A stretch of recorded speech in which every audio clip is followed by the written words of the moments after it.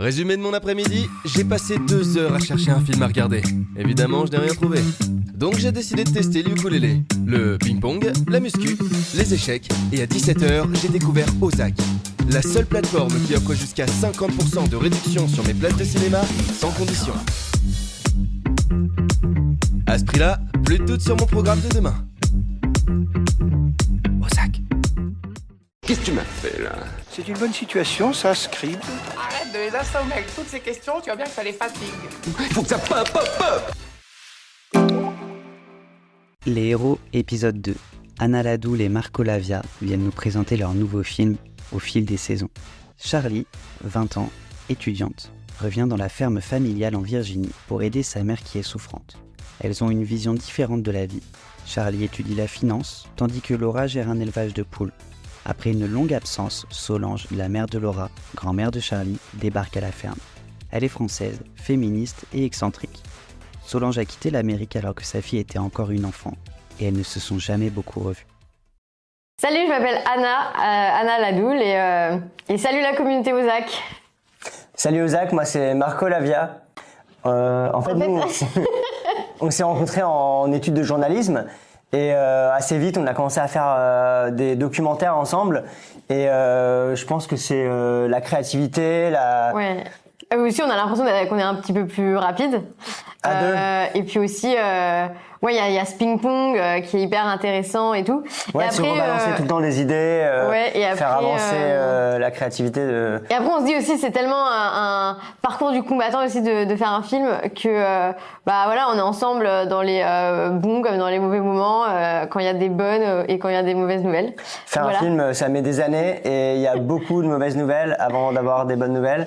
Et donc, c'est vrai que... Du coup, on se soutient dans ces moments-là. Voilà, c'est les montagnes russes tous les jours, notre vie, en fait. Et... Non, mais ça va, c'est pas non plus... Alors, au fil des saisons, c'est un film sur 3 femmes de 3 générations différentes de la même famille qui se connaissent pas bien, qui s'aiment pas trop, et qui vont apprendre à cohabiter ensemble et à se comprendre et donc à s'aimer. En fait, c'est 3 femmes. Il y a la petite fille, la mère et la grand-mère. Elles sont toutes les 3 très indépendantes. C'est ce qui les lie, même si elles sont très différentes. Elles ont fait des choix de vie très différents.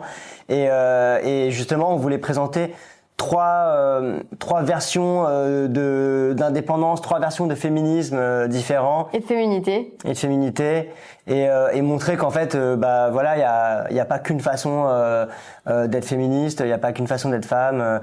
Et en fait, au final, dans le film, on prend pas parti. Il y a personne qui a tort, personne qui a raison. Mais c'est vrai qu'au début, elles se comprennent pas du tout. Et le fait de passer du temps ensemble, elles vont se comprendre et affronter leurs différences et finalement s'accepter dans leurs différences. Bon, faut pas spoiler non plus, hein. Voilà. En fait, j'ai l'impression que nous, on est beaucoup entourés de femmes très fortes. Il y a beaucoup de femmes très fortes, indépendantes dans notre famille, et je pense que c'est ça qui nous a permis de créer ces liens-là. Et des femmes très différentes aussi, qui nous ont élevés, qui nous ont entourés, qui sont nos sœurs, nos mères, nos grand-mères. Et d'ailleurs, c'est intéressant sur le thème du féminisme, c'est que il y a beaucoup de gens aujourd'hui, il y a beaucoup de femmes même qui disent moi je suis pas féministe, je suis juste pour l'égalité homme-femme. Mais bon. Et c'est ça. Enfin, c'est le féminisme aussi. Avant tout, quoi, l'égalité homme-femme. Et voilà, au fil des saisons, ces 3 femmes, il y en a qui sont qui se revendiquent vraiment féministes, d'autres peut-être pas, mais en tout cas dans leur choix de vie, elles sont toutes les 3 très. Personne n'a tort, personne n'a raison. Voilà. Ouais, et puis elles sont toutes les 3 très libres et indépendantes. En fait, ce qui s'est passé, c'est que nous, on a habité pendant des années aux États-Unis, et en fait, autour de Noël, à un moment donné, ma mère m'a appelée, et en fait, elle avait une grosse boule sur la gorge, et donc c'était très très flippant. Et en fait, il s'avère que moi, dans mon histoire, c'était absolument rien, c'était complètement bénin.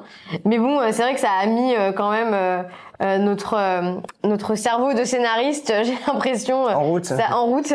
Et donc voilà un peu la genèse. On s'est imaginé que si c'était grave et que tu serais obligé de retourner au fin fond de la Normandie, Ouais. un endroit que t'as toujours voulu quitter pour t'occuper de ta mère. Et en fait, bah, c'est la situation de départ du personnage principal qui est Charlie, et voilà, qui revient aider sa mère qui est souffrante et avec qui elle s'entend pas trop, ce qui n'est pas du tout le cas dans l'histoire d'Anna, mais donc voilà, il y a toujours un peu des personnes qui nous entourent dans les personnages, mais nos personnages sont pas basés sur des personnes de notre entourage. Nous, ce film, c'est vraiment sur 3 femmes qui se comprennent pas. Et en fait, elles se comprennent pas parce qu'elles se connaissent pas. Et nous, notre film, c'est justement de mettre ces 3 femmes ensemble pendant une année, donc au fil des saisons, au fil des 4 saisons. Et elles vont apprendre, du coup, à se connaître et donc, du coup, à se comprendre et peut-être à s'aimer. Donc le film, il sort le 21 février.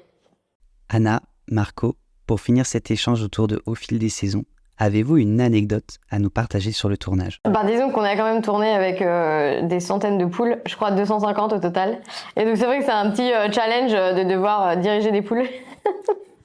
Au fil des saisons, avec Catherine Deneuve, Andrea Riseborough et Morgan Saylor, est à retrouver en salle depuis le 21 février 2024.